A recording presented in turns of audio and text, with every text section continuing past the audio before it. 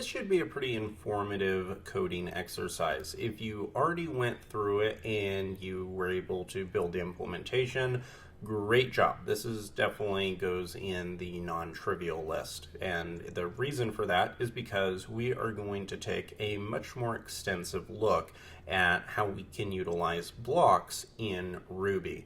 I created 3 RSpec tests because I wanted to have a little bit more explicit expectations so that you could see exactly what needed to be built. You can see that what we have here is I'm using a lineup generator as an example, but you could imagine any kind of list or anything like any type of collection that you need to be able to iterate through, but also to be able to add information in or around the data, and especially when you need to do it dynamically. So what we have here is the ability, what we need to have, I should say, is the ability to wrap different parameters and different elements around our list. I created a very basic array of strings here, and what we need is the ability to use a method that we need to create called lineup generator. It's going to take a single array as an argument, but it also needs to be able to work with a block. So this block is going to allow us to take the data that's inside of it and then customize it however we need. So a great example of this is actually something I've built in the past, is I needed to create a Rails helper method that allowed me to wrap data around it depending on what kind of view was calling it. So for example, right here, we have a set of elements, and this is going to generate an array, and the first element has the number of whatever the list item is. For here it's a baseball player. Then the second element has that, and it's followed by a dot, and then the player's name. Third element has the number 3, a dot, and so on and so forth. That is just a basic list where it has a automatic increment on the name itself and a dot right after it. That's one format. Now, it also, though, needs to be able to generate HTML code. So it needs to be able to take in the data, and it needs to be able to do something like what we have here, where it takes the index value here, wraps it in a paragraph tag, and then wraps the name of the player in a div tag. And it needs to do that for all of the elements. That's for case number 2. And all of this, as you may notice, all of it needs to go into an array. So this is something that is very handy when it comes to building things like Rails helper methods, where you need to wrap and customize the look and feel of data on the fly. Now, what we have here is the last one, and what this is this gives us the ability to wrap items up, and I wanted to show you how you don't always need to use both parameters. So this would be, say that you need to create a li tag. So right here, we're creating an li tag, and which, if you're familiar with HTML, this is a bullet point list, and we need the ability to automatically generate a set of bullet points, and we don't need the number. So here, these are just going to be a dot, which is the li, followed by the name of the player. And so we need our one method to do all of this. And yes, technically you could create some type of iteration and a conditional that could check and see, okay, is this a scenario where we need a paragraph tag and a div? Is this one where we need a bullet point? Is this one where we need a number? And then you could build a setup accordingly to generate those items. That would take absolutely forever, and it wouldn't be very scalable. Nope, accidentally quit out of it. Okay, so with that in mind, what can we do to make something that is pretty easy? I'm going to show you by using blocks. We're going to be able to do this in just 3 lines of code. And really just 1 line of code if you count the type of implementation in terms of the code itself. Now I'm going to create a method, and as you can see, it needs to be called lineup generator. And this lineup generator is going to take a list, which is going to be, in this case, players, but it could be any type of collection. And then it needs to be able to take a block. And the syntax for doing that is the ampersand followed by the word block. And now that our array knows that it needs to take this in, let's talk about what it needs to do. We know we're going to have to iterate, so it makes sense that we have to call the list. Now the next thing we know, because of what's being returned, is that this is going to be returned as an array.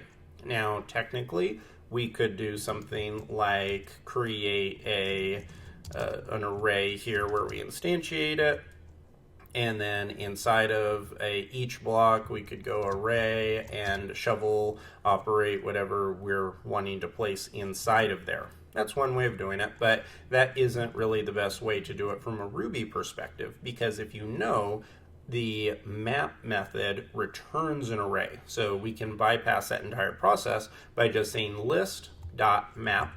And then inside of this, we also need to have some type of way of counting, because if you see from the examples, we have the example where we're going 1, 2, 3 in the dot form, and we need it where we can go 1, 2, 3 in the paragraphs, and we also need more than just 1, 2, 3. If they put a list of 100 players, we need to be able to do that. Well, map doesn't by itself give us the ability to get a index value.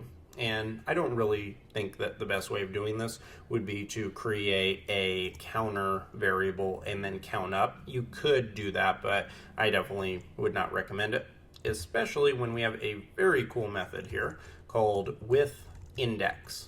So map.withIndex gives us the ability to do this. So this is going to give us the ability to grab another item, which is going to be the index value. And withIndex actually takes a argument. And so you can say at what point you want the index to start. By default, you know that arrays start with the 0 index. Well, we want to start at 1 in this case. You could start at 50, you could start at 100, whatever you want the number to start. You also could, if you wanted this to be crazy flexible, you could pass in the starting point up here.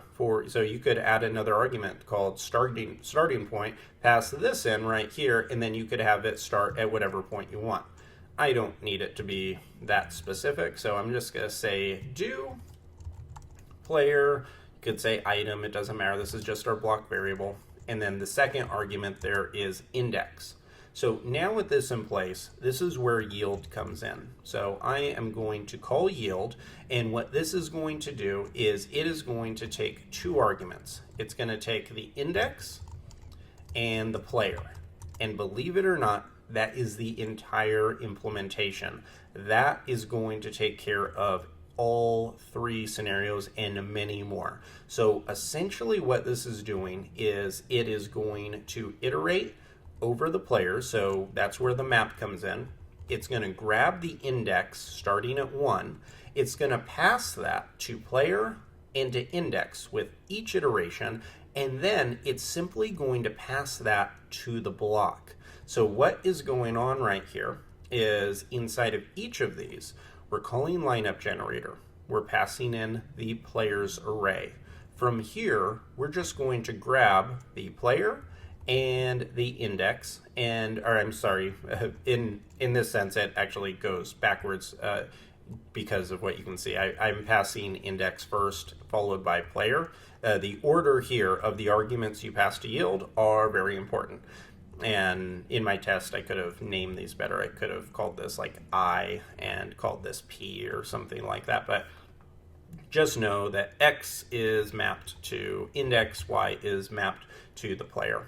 And so now that we know that, we can inside of the implementation. So because we're inside of the curly brace, this means that we're inside and we can grab the block variables and now just call them however we need. So X is going to be the index followed by a dot, and notice we're using string interpolation. So this is all going to be one big piece that is going to be placed as its own array element. And then we're putting dot in the middle, and because map returns an array Each time that this loops through, it's going to create a new array element. In this case, it's going to have the index followed by a dot, followed by a space, followed by the name. In this case, it's going to give us the paragraph tag with the index inside, and inside of the next element is going to be a div with the name inside. And then here, this is going to be the players array iterating over, but it's going to skip. Notice I'm not actually calling X. This is going to skip the index. It's not going to show it anywhere. It's going to be there in the background, but we're not going to use it. And now this is available, and we're wrapping each one of these in a bullet point. So that is all we need to do, believe it or not. And let's test this out just with a basic one. I'm going to come here.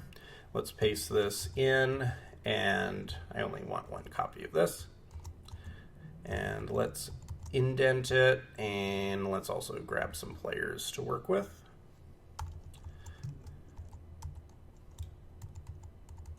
Okay, so this right here should work, and if I return lineup, this should be all we need to do. So I'm going to run this.